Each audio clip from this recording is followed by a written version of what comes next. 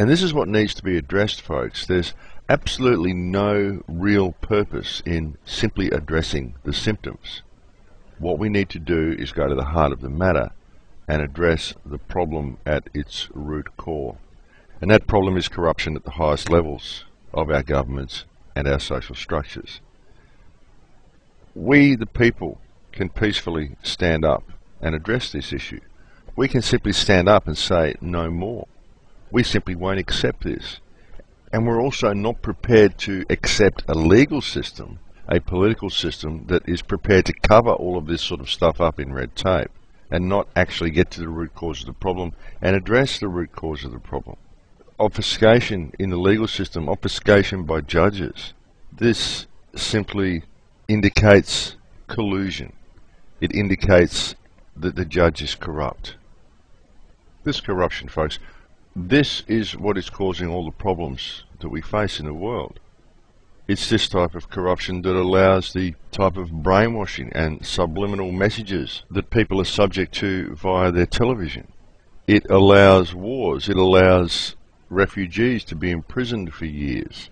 All of the stuff, folks, all of the things we face, this is all because of this one root cause. So that's what we need to address.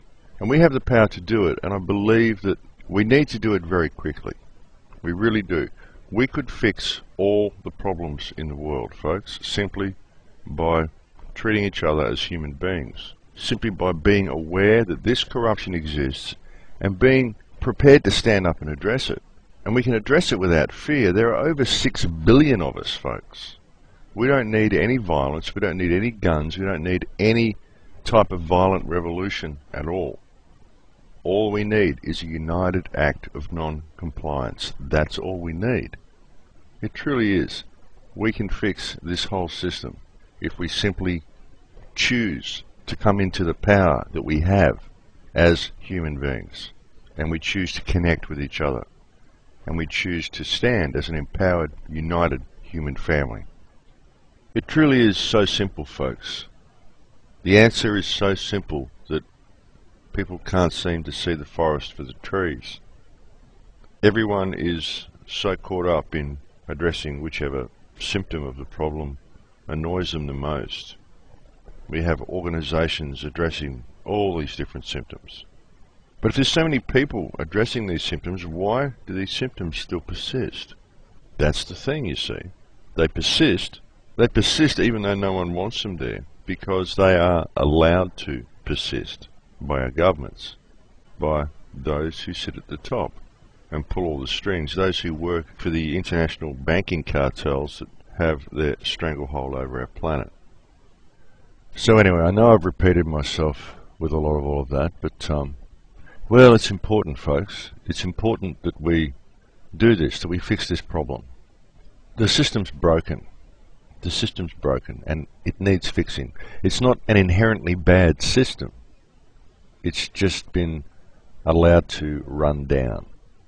It's been allowed to degenerate into a system of control rather than a system that benefits humankind.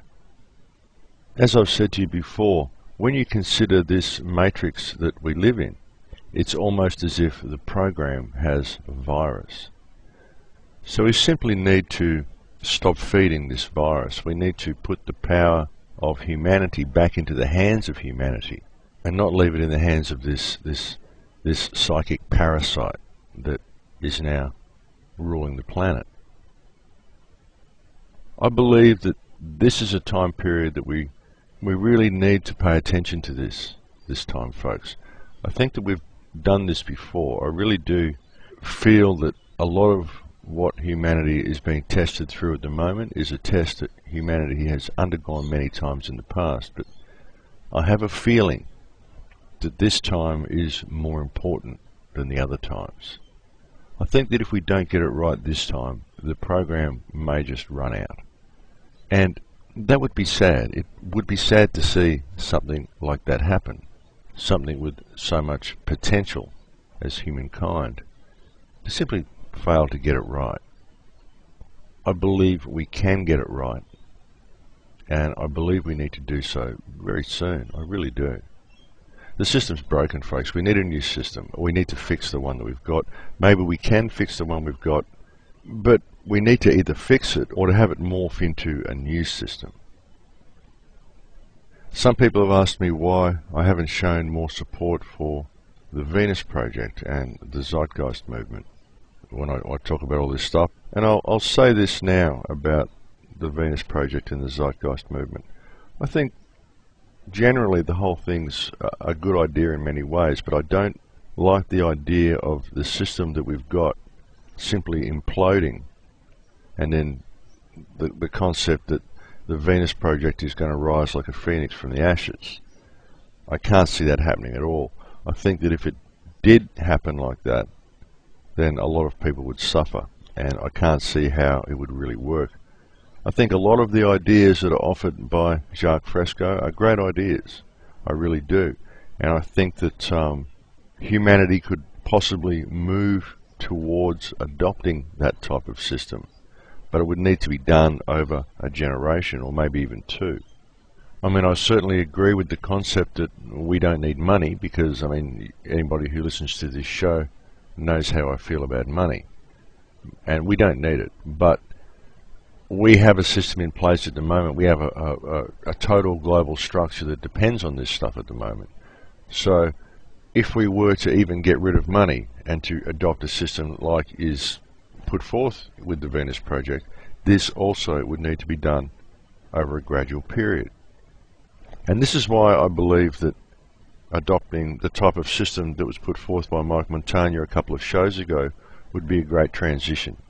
It's just that at the moment people are used to having money, so the best thing we can do with the system as it is, the first step towards adopting any type of new system, I believe, is to address this monetary system.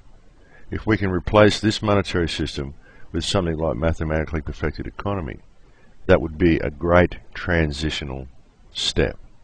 And it would also do wonders in freeing up the human psyche from all the stress of debt that we're kept in at the moment. Everybody is worried about debt. Almost everybody, if they think about it, their whole lives is structured around paying bills. That's all you do, people. You've got to pay the rent, got to pay the electricity bill, even if you own a house. You've got bills. You've got all these bills coming in all the time, haven't you? Milking money from you all the time. The government rates, all sorts of things. It's a joke. We need to free ourselves of this system, free ourselves of this stress over unnecessary debt. So I think that would be a great transitional step. And I also think it would be a really useful tool in freeing up human energy, freeing up human consciousness, and putting human consciousness in a much more positive state in this transitional period that we are in right now.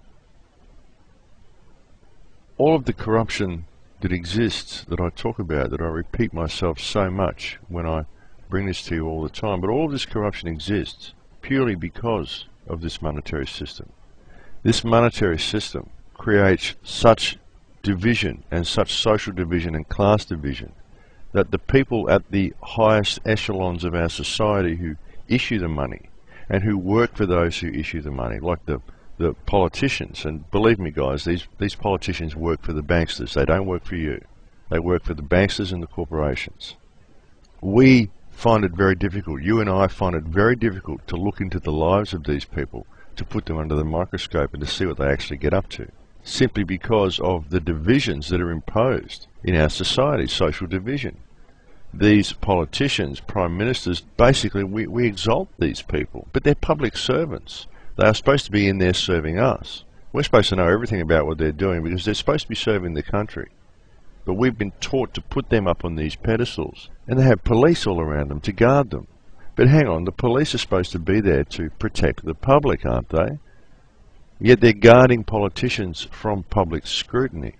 You know, these police forces have just become just like a group of hired thugs that runs around protecting politicians and defending elitist corruption. You've really got to look at this system for what it is. And these police officers that do this and protect these politicians, they're taking their own rights away. They're allowing this criminal cabal to perpetuate its crimes against the world. All of these people that are so caught up in all this national security, anti-terrorism rubbish that they're fed by these governments and this media, it's such a scam, folks. It really is. All these people are actually doing by defending these politicians is undermining the security of their nation and removing the rights of themselves and their families. If we the people can petition our governments, or even possibly write out a people's mandate to our governments and force our governments to adopt this mathematically perfected economy, it would automatically cancel all debt. It would put humanity in a much more positive state. It would prevent the proliferation of corruption at the highest levels of our governments and our societies. It would keep these people honest. It would benefit all of humankind. And then humankind could work towards building such a future as is portrayed in the Venus Project.